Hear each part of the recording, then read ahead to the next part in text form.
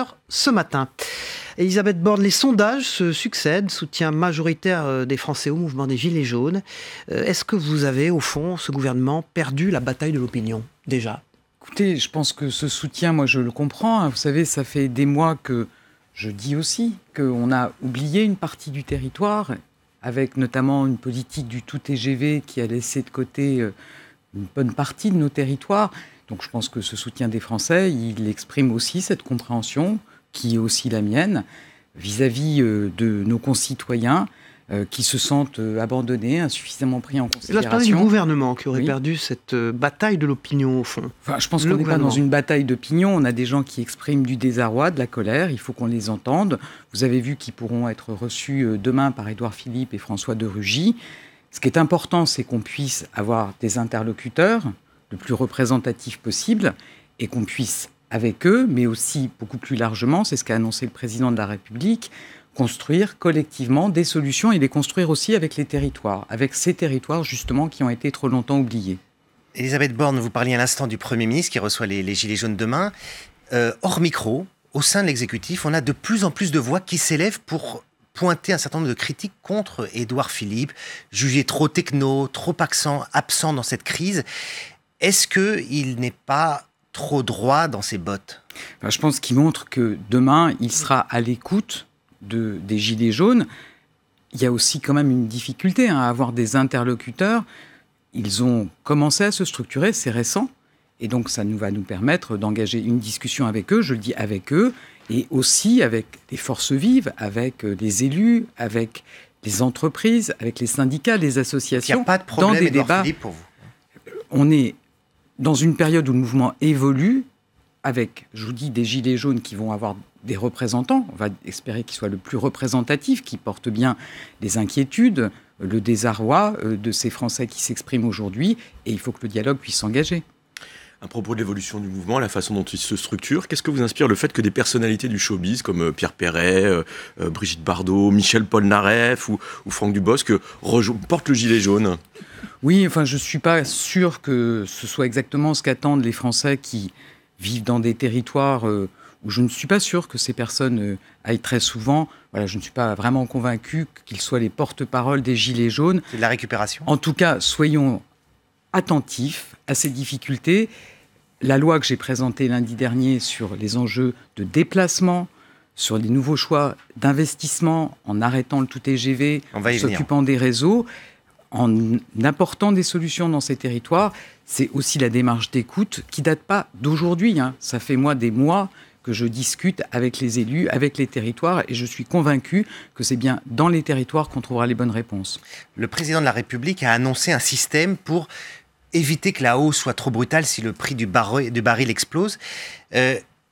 On avait déjà testé une solution à peu près similaire. C'était à l'époque de Lionel Jospin. C'était la TIPP flottante qui permettait de moduler les prix à la pompe. Le résultat, c'est que ça avait coûté très cher à l'État et rapporté finalement assez peu pour l'automobiliste. Comment on évite les mêmes erreurs ? Vous avez vu que ce n'est pas le même système qui est proposé.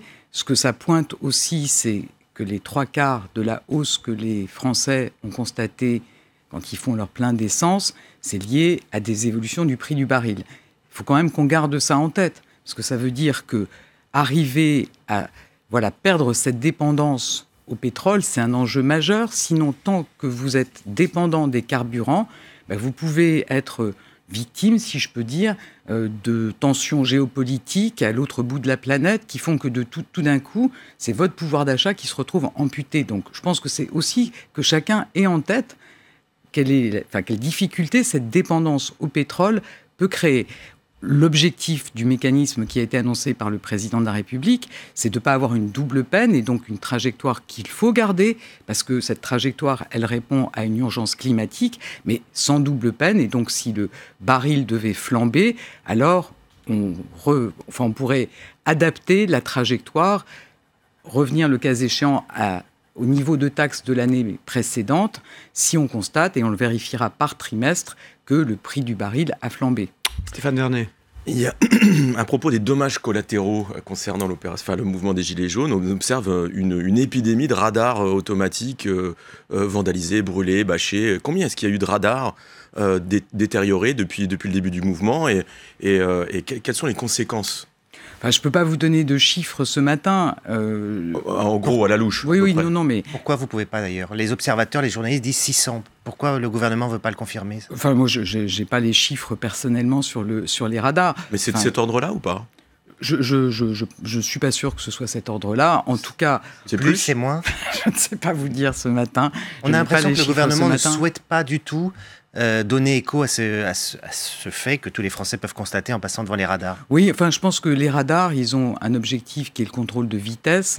Le contrôle de vitesse, il a un objectif qui est de protéger des vies. Donc, je pense qu'il faut aussi que chacun revienne quand même au sens de ces contrôles qu'on fait sur le bord des routes. Ce n'est pas pour embêter les Français, c'est pour s'assurer qu'on roule en sécurité, qu'on ne se met pas en danger et qu'on ne met pas en danger les autres. Donc c'est très grave de s'en prendre au radar. Je pense que, on peut comprendre des mouvements de colère, mais il y a quand même des formes que moi je peux pas partager, évidemment. Je vous dis, les excès de vitesse, c'est des vies chaque année, c'est des gens qui restent marqués à vie, donc il faut aussi garder Mais vous comprenez aussi que pour une partie des automobilistes, c'est perçu comme un moyen supplémentaire de les taxer ? Je pense qu'on a été très clair sur le sujet, et notamment, puisque je pense qu'aussi c'est un des sujets que doivent pointer ceux qui peuvent détruire ces radars, sur le fait que les amendes qui pourraient être collectées, notamment avec le 80 km/h, c'est pas pour alimenter les caisses de l'État, c'est pour des actions de prévention routière, d'accompagnement. Donc là aussi, peut-être, il faut de la pédagogie. Samedi, les Gilets jaunes appellent à nouveau à manifester sur les Champs-Élysées. Est-ce que vous craignez des violences comme ça samedi dernier ?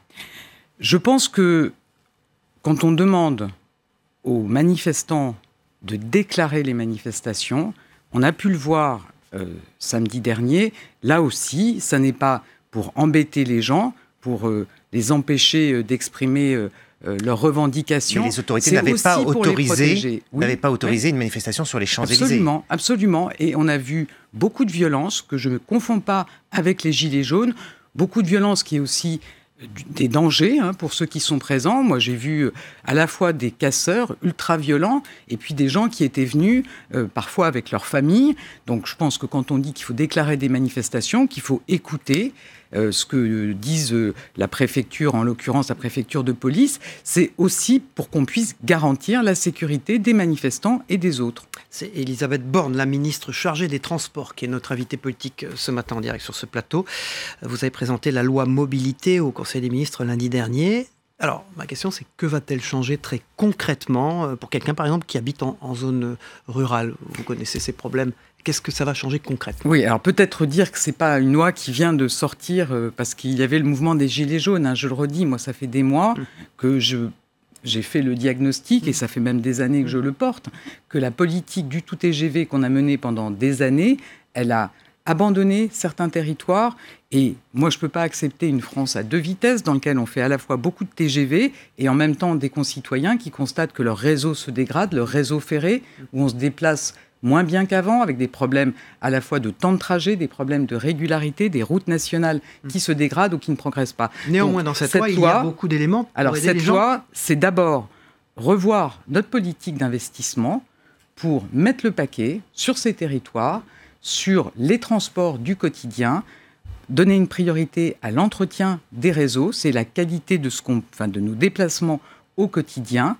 C'est aussi un plan de désenclavement de ces territoires. Vous savez, moi, j'ai été préfète de Poitou-Charentes. J'ai entendu les élus, les citoyens qui disent « ça fait des années qu'on nous promet la mise à niveau de la RN 10, de la RN 141 ». Et c'est vrai dans toute la France. On verra les effets quand ? Parce que vous savez... Alors, sur ces programmes d'investissement, d'abord sur la régénération, on investit massivement. Vous savez, dans le ferroviaire, 3,6 milliards d'euros par an pour rattraper ce retard qui s'est accumulé depuis des décennies. Ces investissements, évidemment, je ne vais pas vous dire qu'ils se font du jour au lendemain, mais il y a un autre volet dans la loi qui est d'aider les collectivités, d'accompagner les territoires pour que partout, on puisse avoir des solutions alternatives à la voiture. Dans les solutions alternatives, vous encouragez le covoiturage en créant un forfait mobilité, c'est 400 € par an. Alors le public va s'y mettre dès 2020, et le privé, ce sera pour les entreprises volontaires. Est-ce que ça ne va pas créer une inégalité entre le salarié d'un grand groupe, le grand groupe jouera le jeu, et puis l'employé de la PME, l'artisan, qui lui bénéficiera pas de cette aide ? Enfin, écoutez, moi je vois pas pourquoi les PME qui sont dans des territoires où il n'y a pas de transport en commun ne donneraient pas ce forfait. Enfin, je vous assure qu'il faut avoir conscience qu'il y a beaucoup d'intelligence, beaucoup d'initiatives dans les territoires. Moi je me suis beaucoup déplacée à la rencontre des élus. J'étais par exemple il y a quelques jours dans la communauté de communes du Cœur de Beauce. Vous avez une petite communauté de communes qui est grande en territoire, assez peu peuplé, qui fait un plan de mobilité rurale pour apporter des réponses aux habitants, des entreprises qui sont implantées dans ce territoire, qui inventent des solutions, par exemple de former les salariés pour qu'ils puissent conduire un car ou un minibus pour aller chercher leurs collègues le matin. Donc moi, j'ai vraiment confiance parce que je pense que dans les territoires, il y a beaucoup d'initiatives, des élus qui sont au contact, des chefs d'entreprise qui sont au contact des gens qui peuvent rencontrer des difficultés et qui cherchent ensemble à trouver des solutions. Et l'objectif de la loi, c'est de leur faciliter la vie, de leur donner des nouveaux outils pour mieux répondre aux besoins de nos concitoyens. C'est vrai qu'il y a beaucoup d'initiatives dans les territoires, mais vous avez aussi beaucoup d'ambition, notamment sur le plan vélo. Faire en sorte que 9% des déplacements se fassent à vélo d'ici 2024, c'est bien, mais ça suppose, d'après le plan, la création de sas vélo au feu, la multiplication des contresens cyclistes, y compris dans les rues de 50, limitées à 50, c'est-à-dire tous les centres-villes finalement des villes. Il va falloir faire aussi des pistes cyclables. C'est quand même beaucoup d'aménagements pour les collectivités. Est-ce que 350 millions d'euros sur 7 ans pour les collectivités, c'est suffisant au regard des ambitions que vous présentez? C'est un plan global avec une partie d'investissement pour avoir des itinéraires cyclables, avec aussi ce forfait mobilité qui pourra être proposé par les employeurs, pour l'utilisation du vélo, avec des mesures sur la sécurité routière, comme vous l'avez dit. Il y a un fonds de 350 millions d'euros qui vise à accompagner. Ça n'est pas le seul. On a également par an, 100 millions sur la dotation de soutien à l'investissement local qui peut être mobilisée pour accompagner les collectivités qui veulent faire des itinéraires cyclables. Il y a un autre aspect dans le plan vélo, c'est l'immatriculation des vélos. Alors, est-ce que vous pouvez nous en dire plus? Est-ce que ça, c'est fait pour pouvoir repérer les vélos, éventuellement les verbaliser ou c'est pour le vol? Je vais être très clair. Et une dernière chose, qui paiera l'immatriculation? Parce que du coup, c'est les propriétaires de vélos qui devront payer pour que le vélo soit immatriculé. Il n'y a pas d'immatriculation des vélos. Je peux entendre des bad buzz, si je peux dire, sur l'idée qu'il y aurait une carte grise. C'est l'occasion de clarifier la position du gouvernement. Je vais clarifier le sujet. Il n'y a pas d'immatriculation des vélos. C'est une mesure qui a été proposée par les associations vélos. C'est du marquage. Moi, je fais confiance aux gens qui portent qui sont des soutiens au vélo depuis des années, qui nous ont proposé cette mesure. C'est un marquage vélo qui se fait gratuitement par les professionnels et il s'agit de lutter contre quelque chose qui est un fléau pour les cyclistes, qui est le vol des vélos et éviter le recel des vélos. Donc ça n'est pas une carte grise, ça n'est pas effectivement une façon de faire payer les cyclistes, c'est d'éviter ce fléau qui freine la diffusion du vélo avec un marquage vélo. Dernière question. Vous êtes ministre des Transports, on a envie de vous entendre sur ce qui se passe chez Renault. Aujourd'hui, les dirigeants de l'alliance Nissan-Renault se réunissent pour la première fois depuis l'arrestation de Carlos Ghosn. La France dit on veut des preuves. Est-ce que vous avez reçu depuis des éléments qui montrent qu'il y a des faits délictueux, des faits assez graves contre Carlos Ghosn? Non, vous savez que Bruno Le Maire a eu l'occasion aussi de s'exprimer sur le sujet. Mais depuis, est-ce que le Japon vous a envoyé des choses? Nous n'avons pas d'éléments sur effectivement les faits qui lui sont reprochés. Donc moi je n'en ai pas aujourd'hui et le gouvernement n'en a pas aujourd'hui. Elisabeth Borne, autre tension au sommet d'Air France KLM sur la gouvernance. Le rôle de Ben Smith, qui est le directeur général, le nouveau directeur général d'Air France, par rapport à celui de KLM, Pieter Selbers. Vous soutenez le directeur général d'Air France dans ce désir qu'il a de conserver le pouvoir total? Je pense qu'on a choisi, les actionnaires, l'État en fait partie, ont choisi un dirigeant qui est un très grand professionnel, sans doute un des meilleurs professionnels au monde, avec Ben Smith. Moi, je souhaite que ces tensions puissent s'apaiser. On a deux grands professionnels, on est dans une période de transition, il peut y avoir à un moment donné des sujets d'ajustement. Je pense que c'est important que les deux et en tête, et je suis convaincu que c'est le cas de Ben Smith, l'enjeu du développement de la compagnie, qui est certainement promise à un très bel avenir si tout le monde, effectivement, se focalise sur le développement de la compagnie dans l'intérêt de tout le monde. Merci Elisabeth Borne. Demain, on va recevoir sur ce plateau Ségolène Royal. Vous avez un message à lui délivrer? Vous avez été sa directrice de cabinet. Non, mais je pense que Ségolène Royal est engagée dans la transition écologique depuis des années. Elle a soutenu la trajectoire carbone et je pense que c'est important d'être cohérent et de porter avec constance ses convictions. C'est un message que vous lui passez. Alors, merci beaucoup, Elisabeth Borne, ministre chargée des Transports, d'avoir été notre invité. Merci Stéphane Verdet. Merci Marcelo Westfred. On passe au débrief de l'actualité dans un instant.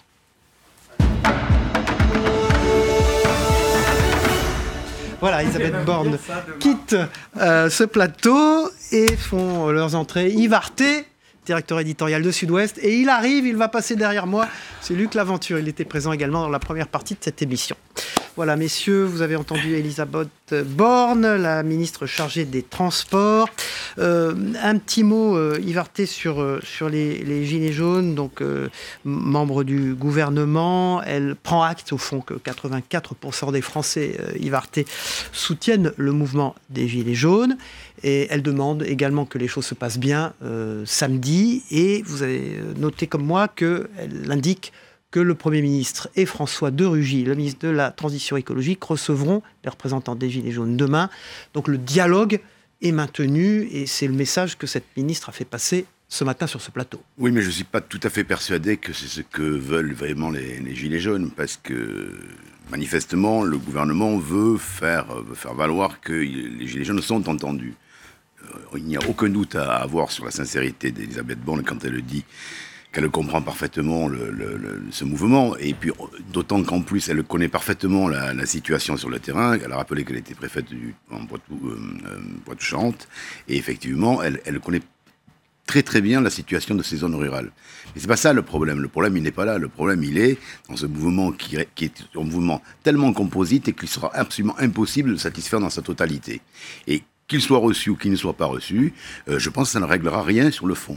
Puis en plus, si on doit parler des taxes gouvernementales qui n'ont strictement rien à voir avec le prix fluctuant du baril de pétrole, les taxes demeurent. Les taxes, elles n'ont pas changé. Or, effectivement, la taxation gouvernementale sur tout ce qui est carburant, qu'il soit d'ailleurs carburant pour déplacement, quel qu'il soit, ou carburant pour se chauffer, et notamment dans les zones rurales avec du fuel qu'on met dans qui sert à chauffer les maisons l'hiver, ça demeure extrêmement impressionnant.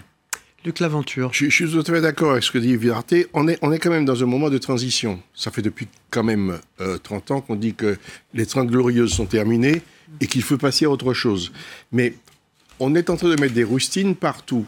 Et je reviens à un titre de la presse réunionnaise qui dit ce matin « Écoutez, mais pas entendu ». On a l'impression que le dialogue n'arrive pas à prendre. Il y a toute une série de revendications, mais on ne sait pas par quelle boule prendre. La transition écologique, Nicolas Hulot l'a dit de façon très nette, on n'arrive pas à saisir les choses et à faire un plan ni quinquennal, ni rien du tout. Et effectivement, chacun va avec sa petite rustine, mais sur un volcan qui n'est pas encore éteint, ça risque d'exploser à tout moment. Liberté. Oui, parce qu'il y a une chose quand même qu'il faut remarquer, et si on doit être un peu juste, ou simplement observer véritablement ce qui se passe et ce qui se produit, il faut quand même reconnaître que ce gouvernement est en train de récupérer une colère que lui-même n'a pas suscitée.